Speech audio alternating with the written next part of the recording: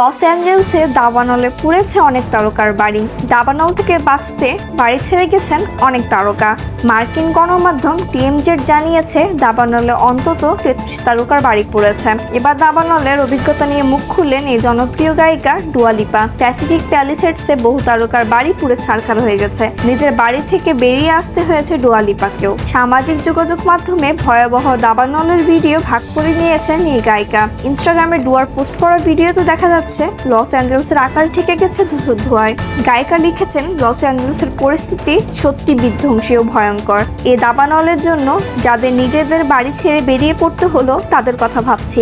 এমন বিপর্যয়ে মানুষকে সাহায্য করার কথাও বলেছেন ডুয়া। তিনি লিখেছেন, যারা অর্থ প্রদান করতে চান অথবা আশ্রয় দিতে চান গৃহহারাদের, তাদের জন্য আমি কয়েকটি লিঙ্ক ভাগ করে নিচ্ছি। অনুরাগীদের জন্য নিজের খবরও দিয়েছেন ডুয়া।